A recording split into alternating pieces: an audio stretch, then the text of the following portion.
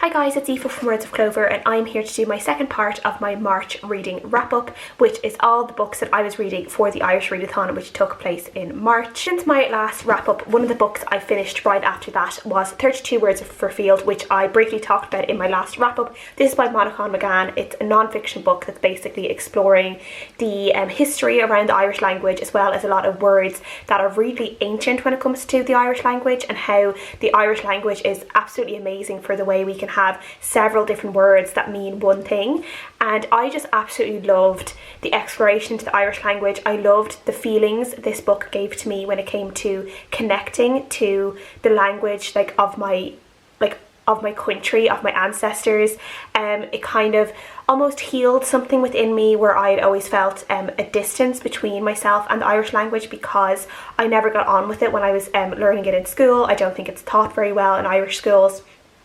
And especially if you don't grow up in a kind of particularly Irish speaking area. There are some areas in Ireland that are well known for speaking a lot of Irish, and a lot of people are very fluent.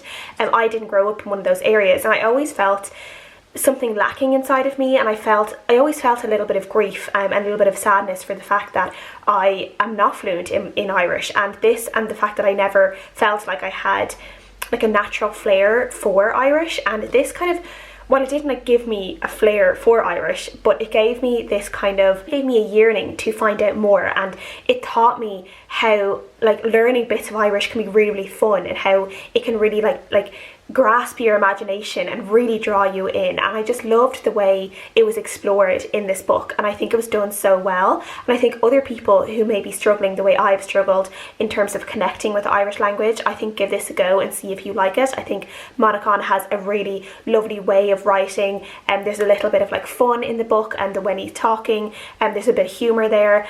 And yeah, I just think it's a really great one, and I think books like this should be taught. I feel like excerpts of this should be taught in the Irish curriculum, and I think students would connect to it really, really well. Yeah, this just showed me the absolute magic that is the Irish language, the way how ancient it is, the connections between Ireland and Irish and other countries such as the Middle East and Indian and Sanskrit. Some of the connections there are absolutely amazing. I never knew that before reading this book. Irish goes back and is connected to God and what we would think of as Catholicism and Christianity, but actually it goes back even further than that. And when things are talking about God, while we connect it now to Christianity, it doesn't necessarily mean the Christian God. It goes back further to when fairies and the Tuatha De Danann and everyone was when they believed in that connection between Ireland and the fairyland. And yeah, it's just so interesting. I really, really enjoyed this one, and I gave it a 4.5 out of 5 stars.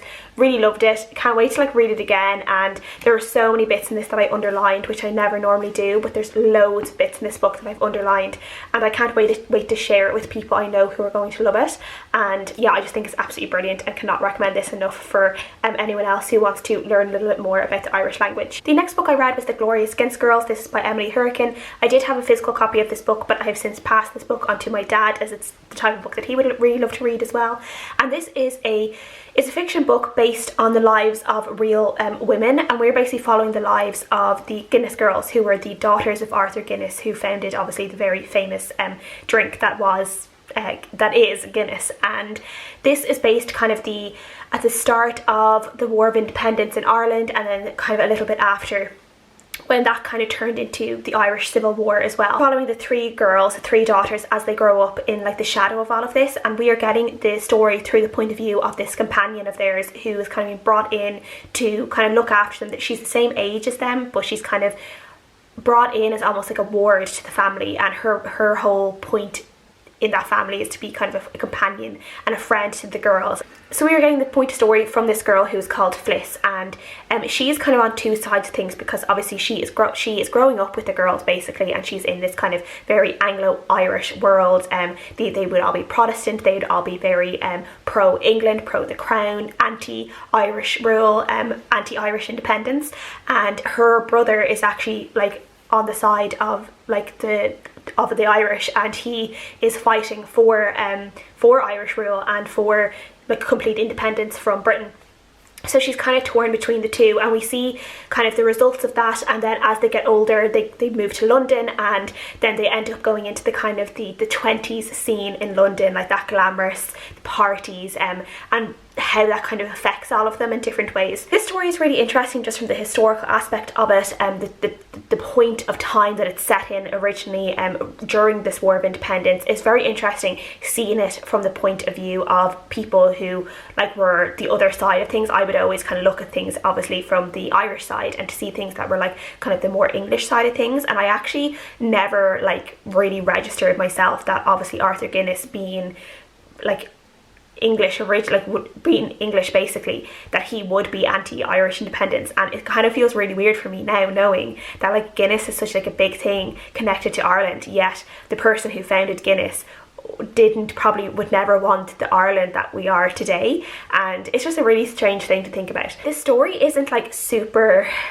gripping, there's not like loads of action going on, it kind of just ticks over. This book is really more just like it ticks over, it's about their lives. It's interesting because these girls actually did exist in real life, all of these things did more or less happen in real life. There's some play around like with history, but they did exist. And I had a really like lovely conversation with my gran when I was telling her I was reading this, and obviously my gran would have been born in the 40s, but she would have grown around, like she would have heard about the girls as they grew older, kind of that glamorous like elite society they would have read about and heard about. And it was just really interesting. She knew lots of bits and like of information about them, and was able to like reminisce about when she was hearing about them as they were older, and that was just really interesting as well. So I gave this a 3 out of 5 stars. It's a good book. It's not a book to pick up if you want something very fast paced and plotty basically, but I still did enjoy reading it, so 3 out of 5 stars. The next book I read was The Tainted by Cauvery Madhavan, and this was just such a pleasant surprise for me. This is a book I'd never heard about until I saw it when I was shopping on the Gutter bookshop, and I picked it up straight away when I saw it because I was like, this sounds really, really interesting. And this is set in the 1920s in Nandagiri in India, and we are following a soldier called Michael Flaherty, who is part of like this Irish brigade within the English army that are stationed in Nandagiri. And we are following kind of two stories in a way. We are following his story as he is like this group of Irish soldiers, and they kind of get news filtered back to them about the War of Independence going on in Ireland, and they hear about basically the atrocities that had been done to Irish people, and for some of the soldiers it was like done to their families, from the Black and Tans, who were these mercenaries that the English sent over to Ireland at this point in time. And they did terrible things in Ireland and to Irish people. Like even to this day, like the word Black and Tans, if you say that to an Irish person, they will like have a reaction to it, and they're hated throughout history. They're hearing about this, and they end up basically mutinying against their captain, because they're kind of like, why should we fight for the English crown when the English crown is doing nothing to protect our families back home? Which, you know, you can see their point. This basically ends up leading to tragedy, and we also have a girl called Rose in this who is Michael's sweetheart, and Rose is Anglo-Indian. So she is actually, her mother would have been Indian, but her father is Irish, but she doesn't believe herself as Indian, she believes herself as Irish, and she can't wait to go home to Ireland. Yet at the same time there is like this difficulty there, because obviously she is biracial, she has darker skin, and Michael knows, as much as he loves Rose, he will never necessarily be able to bring her home to Ireland, because she would never, I don't know whether she never would be accepted, or there'd be a very, very hard time with it. It's like obviously racism in this book, and there's also a lot of internalized colorism. We see how Rose herself, as an Anglo-Indian and as someone who considers herself Irish, how she looks upon like the native Indians, and how she looks upon even Anglo-Indians with darker skin. She is very fair skin, but she looks upon Anglo-Indians with darker skin, and how she almost like feels sorry for them for having darker skin, and how she's very, very careful with the sun. She's always shielding herself so she doesn't get any darker. There's loads of really, really interesting things to read about in this book, and like to learn and to study. Then this story then flashes forward to the 80s, where we have someone who is briefly connected to what happened in the 20s. He comes back to Nandagiri, and he starts finding out a little bit more about what happened with Rose and Michael, while also just exploring Nandagiri for himself. It's really, really well written. I thought the writing was just so good. The story flowed really, really well. It was just like a nice story, even though there were some sad things that happened to it. I think overall the tone of the story was really, really nice and cheerful. There were parts of it that made me sad, but most of it made me really happy. There were some lovely kind of comical moments in it as well, just bits that made me smile. I just think this was just a really, really lovely book, and it's one I really recommend to people to read because I think it is really, really good. And I'm just so glad that I found it and I picked it up, and I will definitely be reading more of what Cauvery writes because I think she's just a really, really good writer. The way she was able to like seamlessly blend Irish culture and Indian culture in this, I just thought was so well done. The way she writes the Irish soldiers, you can tell Cauvery, like, she has lived in Ireland for years, and you can tell that she really understands Irish people. She understands how Irish people talk, she understands how Irish humour works, and again she also does the same thing with Indian culture and Indian humour, the way Indian people converse, and she kind of blended the two together in this like really, really nice way. So I really recommend this book. It was so, so good. I gave it a 4 out of 5 stars, and I just think it's a really, really excellent historical fiction book, and I really recommend people pick it up and read it. I'm going to talk about the next 2 books I read kind of together because I literally read them like within a couple of days of each other. The first book is The Burning by Jane Casey, and the second book is The Reckoning by Jane Casey, and these are book 1 and 2 in the Maeve Caerainn series. Now, I actually read the 9th book in the Maeve Caerainn series last year, and just as a standalone. I got it for review and I picked it up as a standalone because it's kind of one of these kind of crime detective like novel books where you can kind of pick up any book and just go along with the story. You don't necessarily have to have read it from the beginning, but I really liked the writing in it enough and the character of Maeve enough that I knew eventually I wanted to reread. I wanted to read the series from the beginning and then eventually work my way up to the 9th book again and reread that. So that is what I did. I read The Burning through audiobook, and then I read The Reckoning just as a ebook. So The Burning, we were following a serial killer who was basically attacking women who were out on their own and assaulting them and then burning their bodies. And then in The Reckoning, the case starts as someone who seems to be targeting local paedophiles or people who are on the local like registered sex offenders list, and is brutalising these people, all of the men, and are killing them in like really horrific ways. And it kind of, both of the stories in a way, both of these stories like basically evolve into other cases, but they both start with these kind of what seem to be serial killer cases. And we are following Maeve, who is investigating both of them. I think both of these stories are both really, really good. And The Burning, I felt, was really kind of hard-hitting in a way that obviously when I was reading it or listening to it, it was kind of around the time of the Sarah Everard case. So there was a big thing like in the news and on social media about, you know, women not being safe alone, and it was just kind of weird. It makes you feel certain ways when like something is happening like so close to home, and then you're also reading a book about someone who is targeting women out alone. And yeah, so it was just kind of weird the way, you know, like real life merges with, you know, fiction, like when what you're reading in fiction sometimes. But I did really like how the case evolved and how you know, the things were revealed. I don't think there was anything super duper twisty turny about it, but I still did really enjoy it. And the same with The Reckoning. I really liked how that case jumped from like it jumped from this like paedophile serial killer case to a missing persons case to like something completely different. And I loved, like, I was so hooked on The Reckoning. I read it all in one day. I just could not put it down, which I love. That's what I love these books to do. I love them. You just like escape from your own world for a while into these fictional like crime worlds, these crime cases, and they're so interesting. I've said it before, but I love Maeve as a character. I think she's just a really excellent character to follow. I think some people who like, she does have some sort of like always kind of like romantic complications, I guess, in her life a little bit, and I know some people don't really enjoy that, but I really love it in this case because she has such an interesting dynamic with both her, like her love interest, but also kind of everyone else on her team, and everyone is like a little bit different, and she has like complex relationships with kind of everyone that she works with in a way that feels quite realistic in a way, I guess. So I just really enjoy all of that, and I always like seeing these people come in and out of her work life. I think I gave The Burning 3.5 or 4 stars, and I gave The Reckoning 5 out of 5 stars because I just loved it so much. I just couldn't put it down, as I said, and I just really enjoyed my reading experience of it. And then I read Savage Her Reply by Deirdre Sullivan. This is kind of a mythology retelling or fairy tale retelling, if you wanted to say, like kind of an Irish fairy tale, I guess.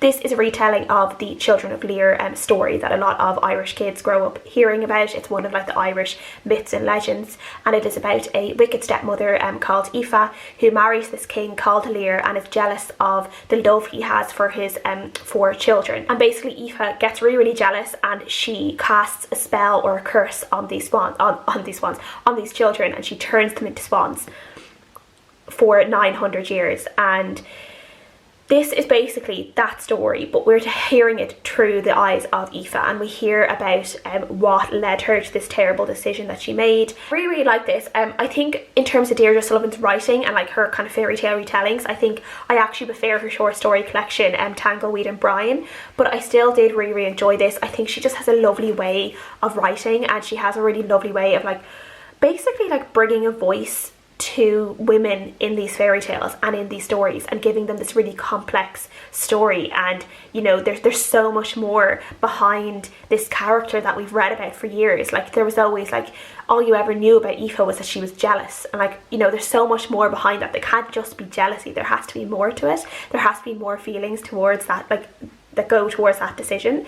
And I just really love how that was like laid out in this book. And I think just the design aspect of this book is really nice, because you have these at the start of kind of like every chapter you have these sections here, and they're all like a little bit different, and at the end you actually find out that all of these kind of little bits at the start of each chapter are written in the style of ogham, which is obviously like the ancient way of writing on these like ogham stones.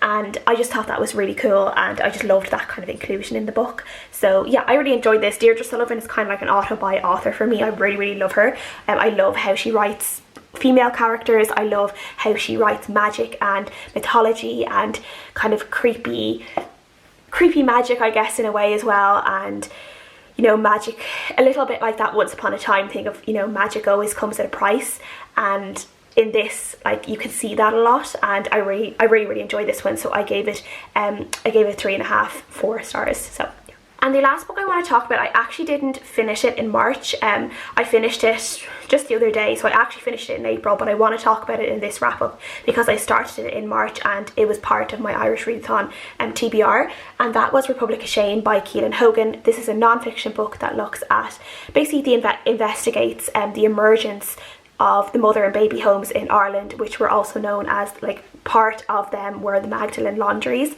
which, you know, has the movie about it and all, and a lot of people would know what I mean when I say the Magdalen laundries, but they were also called the mother and baby homes. Has investigated the emergence, like the kind of the start of the homes, like how did these homes come about, and she has interviewed loads of people connected to these homes, people who worked in the homes. So she has tried to interview as much as she can, and people within religious orders who were connected to the homes, a lot of which, you know, don't really give interviews and are, you know, they don't really give a lot of answers basically for the atrocities that happened in these homes, perpetrated by people of the religious order, by nuns and priests. And she's also talked to women or children of women who were in these homes and who were completely destroyed because of these homes. They either were ripped apart from their children, or their children died and they never knew where they were buried. They never knew what happened to them once they were taken away. And just the sadness within this book is so hard to bear sometimes. This is a hard book to read because it is just one of those books that makes you so angry for every single woman and child that was treated wrongly, how Ireland failed. Like a lot of this is down to the Catholic Church and the power the Catholic Church had in Ireland for so long, the shame, the true religion that was put upon women who, for whatever reason, ended up you know, getting pregnant. A lot of the times, like, it was through rape or assault or incest, you know, rape within the home, not just, you know, out and about, but things that these women literally could not escape from. And they were the ones that were punished for it again and again and again. There are cases in here where the fathers of these children were priests and bishops who were like really high up in society in Ireland at the time. You know, were on television. Pope came to visit, and like, they were the ones that brought these girls to these homes and forced them to give up their children. And it is just infuriating. Like, I cannot explain how infuriating this book is to read, but at the same time, Caelainn did such a good job in the way she handled every single person in this book, whether it was someone who had connections to the home or someone who was affected by the home.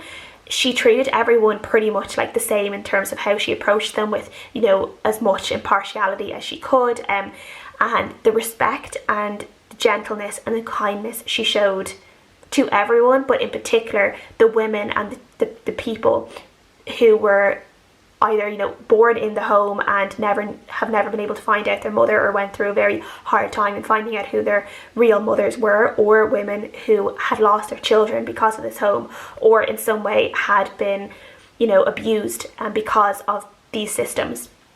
The way she treated each and every person was just done so well, and I just really, really respect her. Like, this is a book that, like, it feels like a short book, but it took me over a week to read because I read it bit by bit. It wasn't a book I wanted to consume in like 1 or 2 sittings. It was a book I wanted to sit with me. It was a book I wanted to think about every time I finished each chapter. It's just amazing to think about what happened, and like the fact that these things happened and people let it happen, and people say, like, when you say it to people now, they say, oh, we didn't know these things happened.